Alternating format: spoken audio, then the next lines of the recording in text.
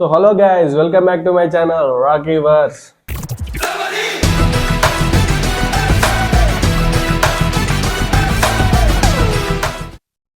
So guys ఇప్పుడే Kannappa movie చూసి అయితే వచ్చానమాట. మార్నింగ్ 10 AM షో వెళ్ళానమాట. ఇప్పుడే అయిపోయింది. డైరెక్ట్ ఇంటికి వచ్చి షూట్ చేస్తున్నా ఇప్పుడు. సినిమా అయితే మీరు అనుకోవచ్చు కన్నప్ప మూవీ మేము ఆల్రెడీ వేరే లాంగ్వేజ్లో ఓల్డే చూసింది మళ్ళీ ఏం చూస్తారని. అట్లా లేదు గైస్. కన్నప్ప మూవీ ప్లాట్ కొంచెం చేంజ్ చేసారు. నార్మల్గా మనం బిఫోర్ చూసిన సినిమాలు కన్నప్పది స్టోరీ అనేది ఉంటుంది, కానీ మొత్తం మూవీ సేమ్ కన్నప్ప మూవీలా ఉండదు. కొన్ని చేంజెస్ చేసారు, కొన్ని ఎలిమెంట్స్ ఇట్లా అవన్నీ యాడ్ చేసారు అనమాట. కొంచెం ఇంట్రెస్టింగ్ అంతా బాగానే క్రియేట్ చేసారు.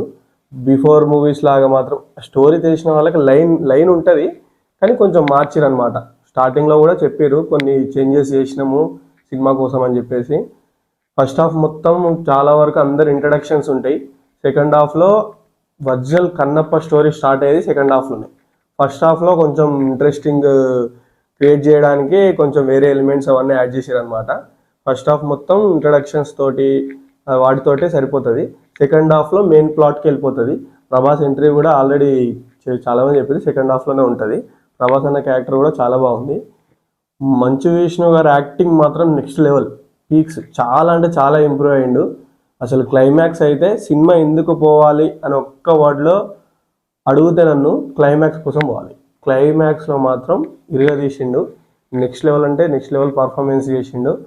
ఈ మూవీలో కొన్ని సీన్లలో అయితే వాళ్ళ డాడీనే డామినేట్ చేసినట్టు అనిపించింది నాకైతే మంచు విష్ణు గారు యాక్టింగ్ పీక్స్లోకి వెళ్ళిపోయింది అనిపించింది.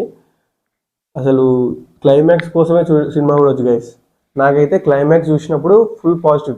మెయిన్గా సినిమాకి అయితే నేను నెగిటివ్ మైండ్తోనే పోయినా, ఎందుకంటే టీజరు ట్రైలరు అంత కాంట్రవర్సీలు అయింది, ట్రోల్స్ కూడా అయినాయి కదా, ఎట్లుంటుందో అనుకుంటూ వెళ్ళిన. ఫస్ట్ హాఫ్లో కూడా కొంచెం అట్లనే అనిపించింది, కానీ సెకండ్ హాఫ్లో story main Kannappa plot start అయినప్పుడు సాటిస్ఫై అయినా. అదే పెట్టాల్సింది. కొంచెం నార్మల్గా తీస్తే బాగుండదని చెప్పి వాళ్ళు కూడా కొంచెం యాడ్ చేసారు. విఎఫ్ఎక్స్ గురించి వస్తే అంతగా అయితే ఏం లేవు. విఎఫ్ఎక్స్ యూజ్ చేసిన సీన్స్ కూడా చాలా తక్కువ ఉంటాయి. ఆ తక్కువ దాంట్లో కొంచెం ఇంకా బెటర్మెంట్ ఇస్తే బాగుండు అనిపించింది, కానీ పర్లేదు బాగానే.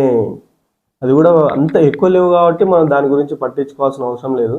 సినిమా అయితే ఓవరాల్గా అయితే గుడ్, బాగానే ఉంది. మనం అనుకున్నంత అట్లయితే ఏం లేదు.